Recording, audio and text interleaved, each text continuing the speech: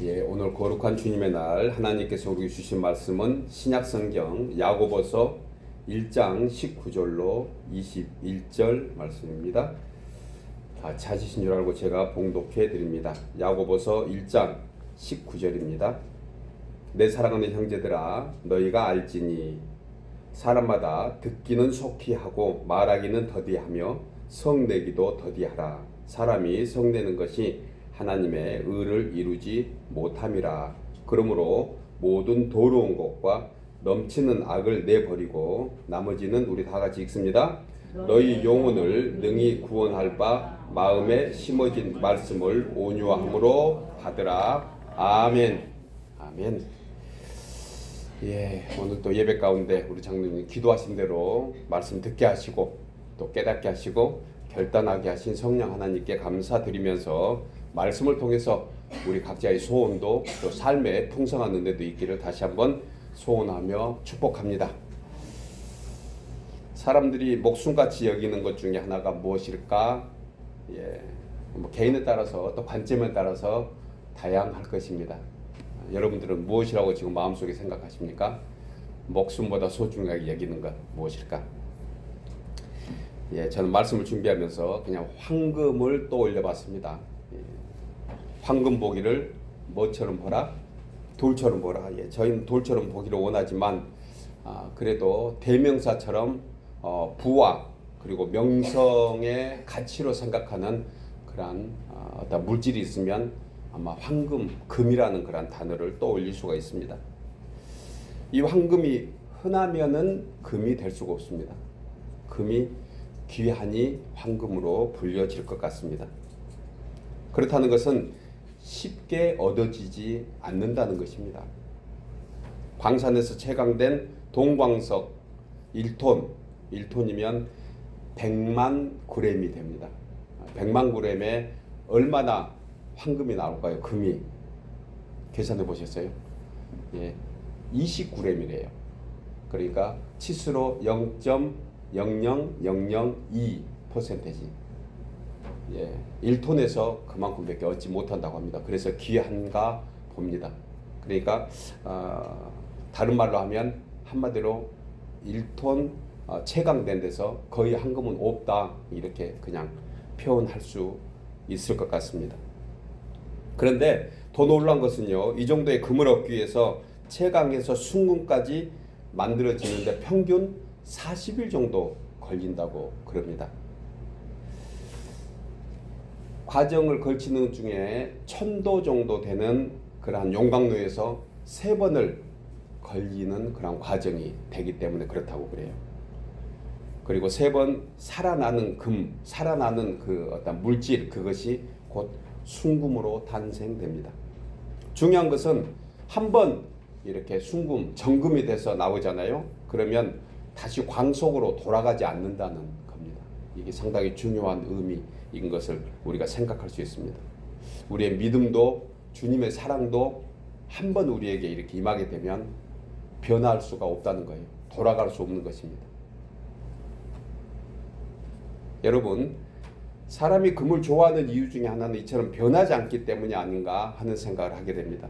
만약 영원히 변하지 않는 다른 물질이 있으면 분명히 그 물질이 황금보다는 낫다고 얘기할 것입니다. 그런데 이 세상의 물질 중에 아직은 금만큼 그렇게 변하지 않는 물질이 없기에 금이 가치가 있는 것을 보게 됩니다. 이처럼 동광석이 순금이 되게 하는 데는 재련 과정이 필요한데, 어느 재련의 장인이 이런 말을 했습니다. 재련사가. 재련 과정에서 금은 비중이 높기 때문에 밑으로 가라앉고 불순물은 떠오른다. 그러기 위해서는 무엇보다 중요한 게 온도다라고 얘기를 하더라고요. 온도다. 온도가 약간 높아도 안 되고요, 약간 낮아도 안 된대요. 그러면 너무 높아도 불순물이 그 순금하고 같이 엉거붙게 되고, 또 뭐 너무 낮아도 거기에 그런 현상이 나기 때문에 재련사의 사전에는 적당히 곱다, 이런 단어를 썼더라고요. 마지막 불순물이 제거되고 금의 표면이 장력을 일으켜서 평평하게 펴지고, 그때 금의 표면 위에 재련사의 얼굴이 거울보다 더 잘 보일 때 그것이 순금이래요. 그러니까 재련사는 그것으로 금의 정도를 표현한다. 예, 제가 어느 글에서 읽었던 내용인데 조금 공감이 됐습니다. 자신의 얼굴이 거울보다 더 뚜렷하게 비칠 때 그 순간 순금이 탄생된 것이다. 제가 이 시간 왜 순금을 비유로 든 것은 성도의 신앙의 연단과 비슷하기 때문입니다. 신앙의 연단은 곧 금을 재련하는 것 같은 연단을 받는다는 것이에요. 사실 면밀히 살펴보면요, 비슷할 정도가 아니고 거의 같습니다. 그래서 성경에 나온 믿음의 사람들 열거하면서 정금 같다 이런 표현을 하는 것을 보게 되는데, 잠언 17장 3절에 도가니는 은을, 풀무는 금을 연단하거니와 여호와는 무엇을 연단한다? 우리의 마음, 신앙을 연단하는 거예요. 우리의 믿음, 우리의 마음. 미국의 복음주의 설교자로 유명한 찰스 스윈돌 목사님의 저서 하나님이 택한 사람들이라는 그러한 내용이 나옵니다. 그런데 거기에서 하나님이 택한 사람이 어떤 모습인가? 광야는 자기를 발견하는 학교이다. 즉 광야가 하나님이 택한 사람들이 지나는 과정이다. 어제 우리 새벽기도에 같이 나눴던 그 말씀입니다. 광야는 반드시 하나님의 사랑하는 그런 장소이다. 그리고 거기서 천도 가까운 그러한 재련의 손길을 통해서 황금 같은 그러한 신앙으로 우리를 만들어 가시기 때문이다. 그래서 그곳에서는 하나님이 우리가 누구이고 하나님이 누구신가에 대한 것을 가르치시고 알려주시는 것이다. 사실 우리 신앙의 모든 과정이 하나님은 누구시고 나는 누구인가를 계속 가르쳐 주시는 그러한 광야의 여정이 지금 우리의 삶인 것입니다. 시편 78편 52절에 그가 자기 백성은 양같이 인도하여 내시고 광야에서 양떼같이 지도하셨다. 여러분, 죄인된 인간이 하나님의 자녀가 되는 것은 한순간입니다. 하나님의 자녀, 하나님의 백성은 한순간에 예수 그리스도를 구주라 시인하고 마음으로 믿어 의에 이르고 입으로 시인하면 하나님의 자녀가 된 줄 믿습니다. 그런데 하나님의 자녀로 살아가는 것은 한순간 어림도 없습니다. 끊임없이 훈련과 연단과 실패와 낙심과 좌절과, 이것을 우리는 신앙의 광야라고 표현한 것입니다. 어느 누구도 주님 앞에 고개 들 사람이 있겠습니까? 우리가 육신의 몸을 입고 있는 동안에 주님 앞에 고개 들 사람은 아무도 없습니다. 우리 마음속에 있는 생각 다 우리가 알게 되면 내 자신도 깜짝 놀랄 정도로 추한 모습인 거 우리가 다 고백할 수밖에 없습니다. 그런 것들을 계속해서 광야라는 그런 과정에서 불순물을 제거해 나가기에 그것을 일컬어서 신학적으로 성화되어 간다는 과정이 필요한 것입니다. 이 땅에서 완전한 성화는 없습니다. 그 언젠가 우리가 끝나는 그 순간 우리의 삶이 이 육신의 장막을 벗는 그때 우리는 성화의 완성 단계인 영화로 나가게 되는 것입니다. 우리가 잘 아는 욥기 23장 10절에 그러나 내가 가는 길을 그가 아시나니 그가 나를 단련하신 후에는 내가 무엇같이 나온다? 정금같이 나오리라. 이 말씀을 하면서 정금 신앙을 위해서 11절에서 이런 말씀합니다. 내 발이 그의 걸음을 바로 따랐으며 내가 그의 길을 지켜 치우치지 아니하였고 내가 그의 입술의 명령을 어기지 아니하고 정한 음식보다 그의 입의 말씀을 귀히 여겼다. 인간의 생명보다 귀한 것, 그것이 하나님의 말씀이라는 것입니다. 여러분, 오늘 저는 이 정금 신앙을 위해서 우리가 말씀을 듣는 것에 머무르지 않고 듣고 실천하는 자가 되는, 그래서 듣고 실천하는 자가 복되다 하는 이 제목으로 오늘 왜 복이 되는지 오늘 말씀은 한 가지로 나누려고 합니다. 듣고 행하는 자가 복된 것은 하나님의 의를 이루기 때문입니다. 우리 나누어서 읽겠습니다. 듣고 행하는 자가 복된 것은 하나님의 의를 이루기 때문입니다. 제가 대지를 세 개로 항상 나누어서 같이 말씀을 나누잖아요. 이 말씀을 준비하는데 함께 나눈 말씀들이 이 말씀이 많이 이렇게 있어서 이 다음 시간에 이어서 아마 두 번째 2탄 모르겠어요. 3탄이 될지는 몰라도. 그래서 이 한 가지 말씀 오늘 19절 이하의 말씀만 가지고 함께 은혜를 나누려고 합니다. 본문 19절 이하에 사람마다 듣기는 속히하고 말하기는 더디하며 성내기도 더디하라. 사람이 성내는 것이 하나님의 의를 이루지 못함이라. 본절에서 야고보 사도는 하나님의 의를 이루지 못하는 것이 있는데 그것이 무엇이라고요? 성내는 것. 성내는 것. 성내는 것은 분노나 증오 혹은 화로 표현되는 감정의 일부입니다. 감정의 일부. 여러분 사람이 살면서요 화를 내는 이유는 딱히 한 가지 이유로 성내는 것이 아닙니다. 살다 보면 여러 가지 원인이 생기고 또 이걸로 인해서 때로는 참을 수가 없고 또 참지 못해서 자기의 감정을 표출하는 그런 것은 극히 당연합니다. 이 세상에 호흡하고 있는 사람 중에 아마 이렇게 어떤 성이 전혀 없다 이런 사람이 있을까요? 아마 없을 것입니다. 여러분 화를 내고 나면 속이 후련합니까? 아니면 후회가 됩니까? 경우에 따라서 후련할 수도 있겠지만 하지만 대부분은 후회한 편이 많습니다. 연약한 인간이 후회할 일이 전혀 없다는 것은 거짓말입니다. 그러니까 당연히 우리는 때로 나의 감정을 표출하면서 화를 내는 것, 이것 우리의 하나의 삶의 일부분인 것입니다. 크고 작은 잘못과 실수로 인해서 후회가 될지망정 또한 우리는 그 뜻을 우리의 마음의 표현으로 우리는 나타낼 수 있다는 것이에요. 그래서 야고보 사도는 본절에서 성내는 것이 하나님의 의를 이루지 못한다. 그러니까 우리는 끝까지 하나님의 의를 이루려고 가는 사람이지 이루려고 완전히 우리를 통해서 이루어지는 것 여러분 있을까요? 우리는 우리의 하나님의 의를 이루어 간다고 하면서 우리의 의를 이루어 가는 경우가 덜어 있습니다.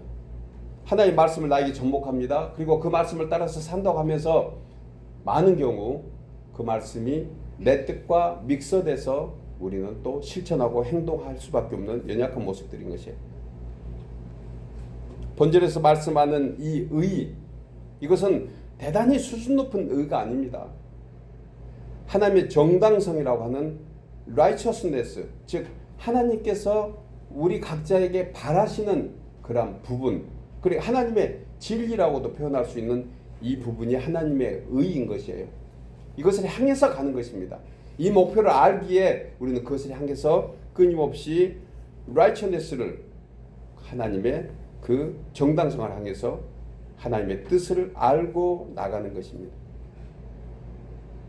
사도 요한은 요한 3서 1장 2절에서 사랑하는 자여 내 영혼이 잣된같이 내가 범사에 잘되고 강건하기를 내가 간구하노라.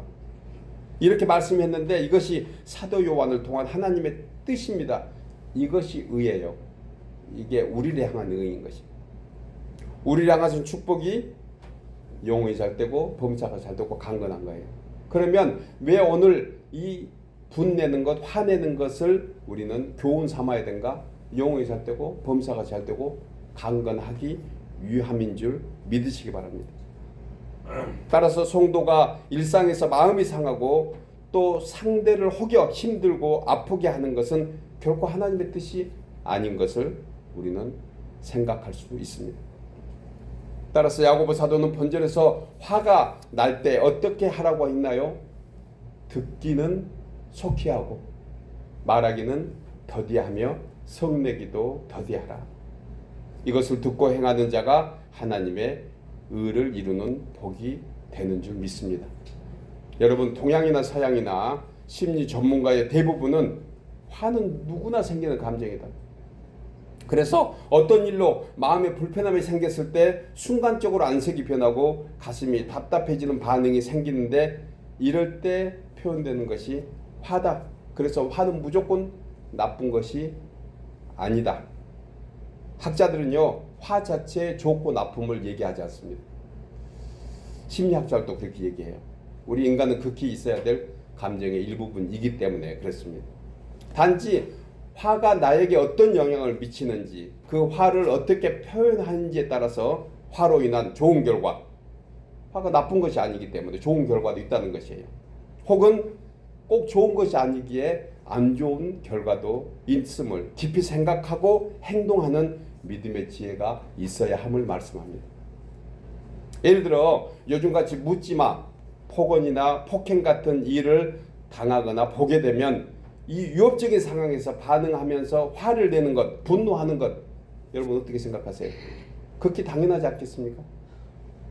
그것은 어찌 보면 인간의 도리고요, 성도된 도리인 것입니다. 옳지 않는 것을 보면서 그냥 묵인하고 지나가는 것은 오히려 바람직하지 않는 것이에요.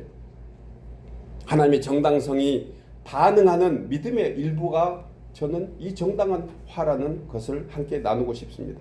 성경은 이것을 의분이라고 얘기해요. 의분. 출애굽기 32장에 보면은요, 모세가 이스라엘 백성들이 송아지 우상을 만들어 그 앞에 춤추는 것을 보고 의분이 발동됐습니다. 40일 동안 금식하면서 받았던 하나님의 말씀, 그것을 어깨에 메고 얼마나 당당하게 백성들 보고 싶은 마음이 내려왔겠습니까? 그런데 와서 보니까 우상을 만들어서 이제 다시 애굽으로 돌아가자 이것이 하나님이다. 모세는 죽었다고 얘기한 저들을 보고 두 돌판을 송아지한테 던져버립니다. 그런데요, 더 중요한 사실이 그 다음 나와요. 하나님께서는 이 모세보다 더 진노하고 하나님의 감정을 백성들에게 나타냅니다. 출애굽기 32장 9절에 보면 여호와께서 또 모세에게 이르시되 내가 이 백성을 보니 목이 뻣뻣한 백성이로다. 그런즉 내가 하는 대로 두라. 내가 하는 대로 두라. 내가 그들에게 진노하여 그들을 진멸하고 너를 큰 나라가 되게 하리라. 이 내용을 제가 현대어 성경에서 찾아봤는데 현대어 성경이 이렇게 얘기합니다. 이제 네가 나를 말릴 생각하지 말아라. 누구한테 얘기하고 있는 거죠? 모세에게. 한마디로 너 가만히 있어. 내가 잔뜩 화가 났어. 지금 이 하나님의 감정을 출애굽기 32장 9절이 얘기하고 있는 것입니다. 내가 분노하여 그들을 완전히 없애버리겠다. 이게 현대 성경이 쉽게 해석해 놓은 거예요. 결국 모세의 중보로 인해서 하나님께서 뜻을 돌이키셨습니다. 말씀하신 화를 멈추시고 하나님이 분을 삼키셨다고 제가 표현해도 될지 모르겠습니다. 하나님이 그냥 참으신 거예요. 그러나 분명한 것은 하나님의 진노가 극에 달했던 것을 보게 됩니다. 이것은 감정에 의한 화, 분이 아니고 하나님의 의분이신 것입니다. 요한복음 2장에 보면 예수님도 성전에서 장사하는 광경을 보고 짐승들을 내쫓으시면서 환전하는 자들에게 상을 엎으시며 거룩한 분노를 내시는 것을 보게 됩니다. 우리 많이 아는 말씀이세요. 이것 또한 하나님의 정당성, 하나님의 의인 것입니다. 따라서 화를 내는 그 자체가 무조건 잘못되고 나쁘다 하는 것을 말씀하지 않습니다. 그렇다고 옳고 그름도 생각하지 않고 무조건 되는 대로 화 먼저 내는 것, 여러분 이것은 상대방에게 상처를 주고 관계를 엉망으로 만들고 또 순간의 일로 인해서 뒤늦게 가슴을 치면서 후회하는 그러한 일이 생기게 되는 것이에요. 무슨 말씀입니까? 내가 여기서 화를 내야 되나 안 내야 되나, 이것이 옳은가 하나님의 뜻인가 아닌가에 대한 공감을 가져야 한다는 것입니다. 그러므로 의분인지 혹은 내 감정의 절제 판단이 잘못돼서 낸 화인지 실수로 인한 건지 내가 피할 수 있는 방법이 무엇인지 다시 한번 생각해 봐야 합니다. 그러기 위해서 오늘 본문은 얘기합니다. 듣기는 속히 하고 말하기는 더디하고, 그리고 이제 우리에게 다시 한번 주는 교훈, 더 많이 듣고 더 많이 생각하자. 교훈이 되십니까? 예, 저도 말씀 주면서 교훈 삼습니다. 여러분 사실 어떤 일에 있어서요 진상 파악을 하게 되면 많은 부분에서 이해가 되고 또 우리의 감정도 컴다운 되는 경우가 많습니다. 그런데 사람들은 본론도 안 들어갔는데 소론 듣고 화를 냅니다. 아니 소론도 안 듣고 어떤 상황에 자기 감정이 믹서돼서 화를 먼저 냅니다. 좀 끝까지 들어보면 이해가 될 텐데 그렇지 못합니다. 특별히 가까운 관계일수록 더욱 그렇습니다. 흔히 하는 말 중에 그래서 결론이 뭐야? 그래서 결론이 뭐야? 제가 성도들에게 그래서 결론이 뭐야? 이렇게 이제껏 목회 오면서 했던 상황은 기억이 안 납니다. 그런데 제 아내에게는 자주 생각납니다. 저희 자녀들에게 자주 생각납니다. 결론이 뭐야? 친한 사람이면 결론이 뭐야? 그러니까 결론이 뭐야 하는 것은 내 생각과 같아? 지금 이것을 정당성을 만들어내는 거였거든요.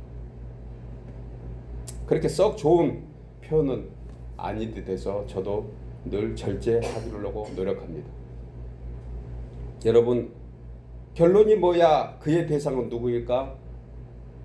가족관계, 형제관계, 성도간에, 이웃간에 아마 이런 순서일 것 같아요. 가족 중에서도 누구일까요? 감사합니다, 집사님. 부부지간, 자식, 부자, 모자, 지간.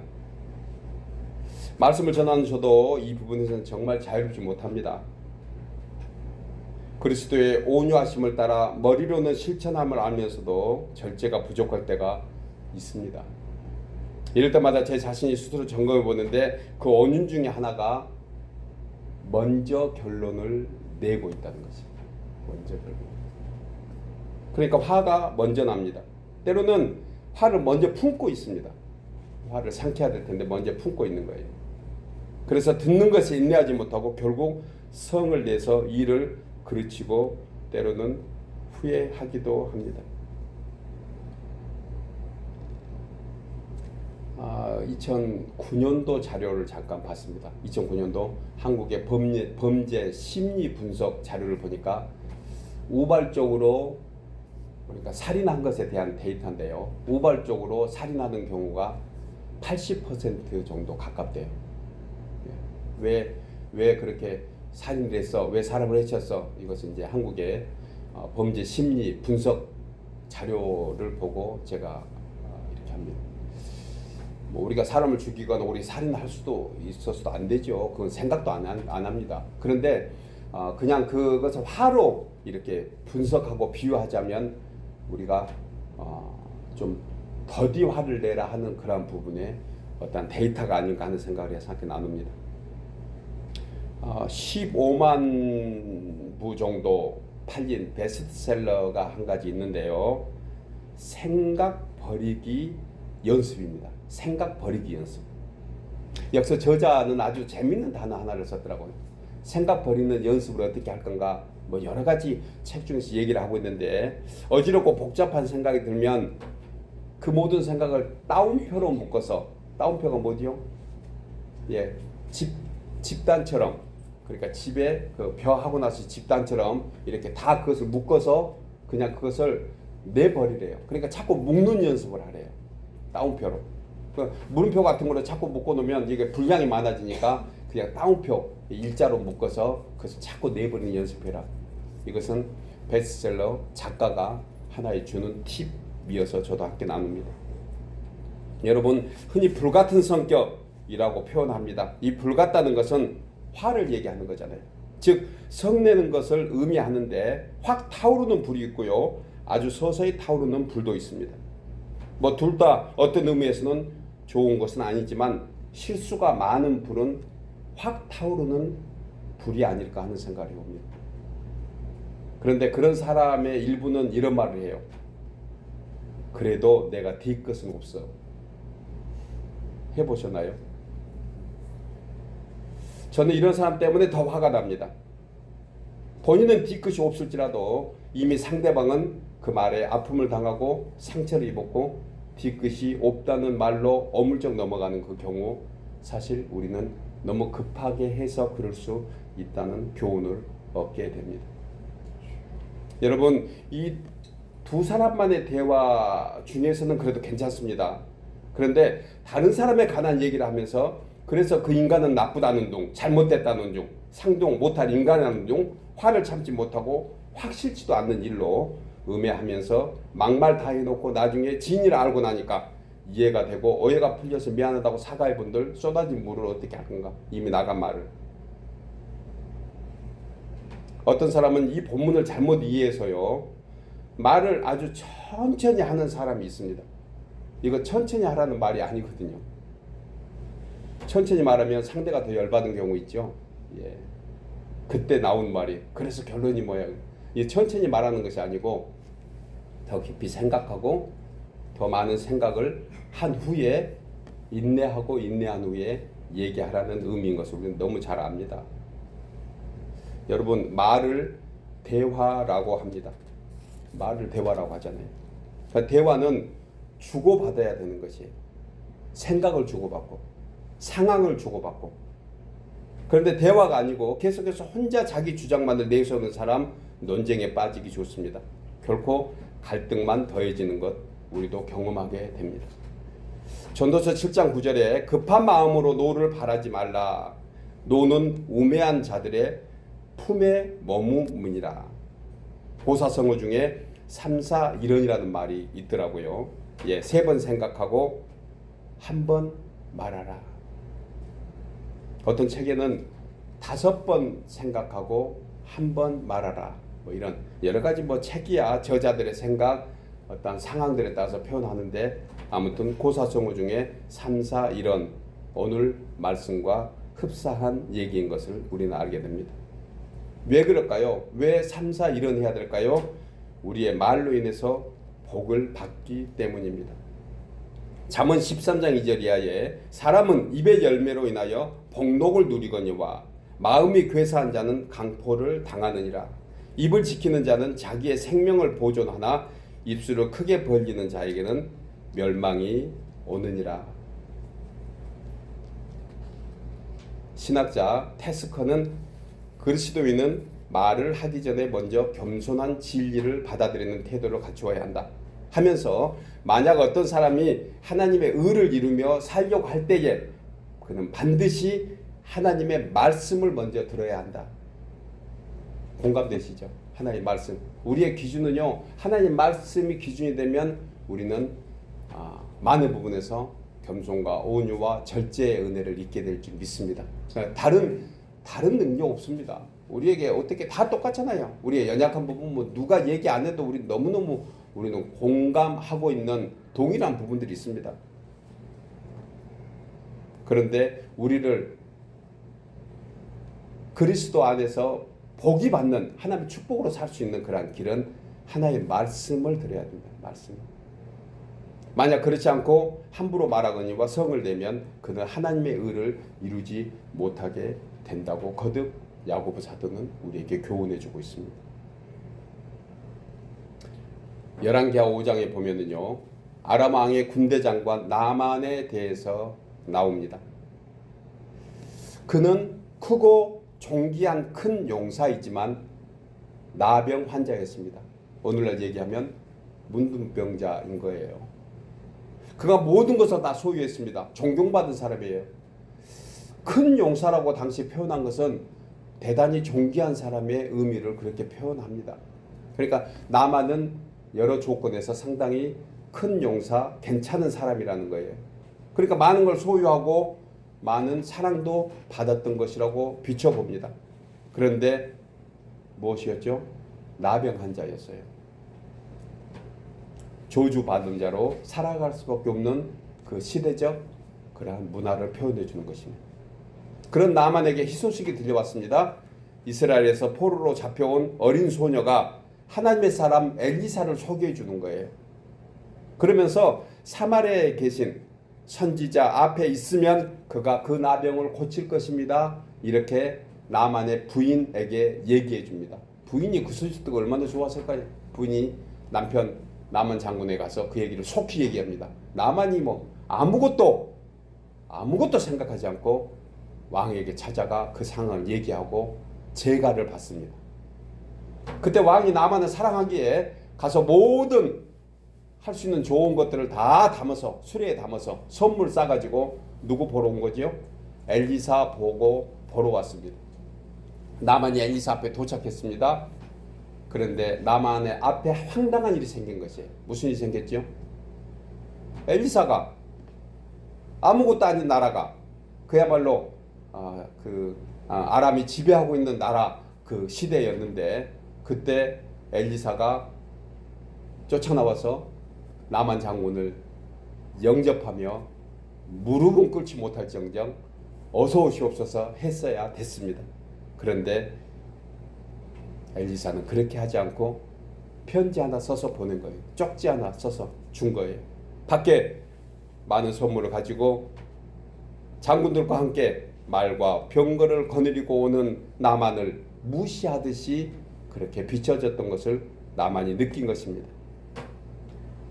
열왕기 하 5장 10절에 엘리사가 사자를 그에게 보내 이르되 너는 가서 요단강에 몸을 7번 씻으라 내 살이 회복되어 깨끗하게 되리라 하는지라.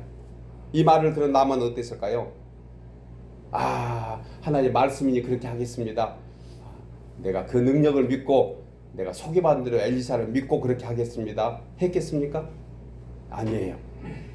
열왕기 5장에 보면은요, 그의 표현이 나오는데 분노하고 돌아가더라. 한마디로 열받아서 그냥 칼은 안 뺐지만 그와 같은 지경에 이르던 나만의 모습을 보게 됩니다.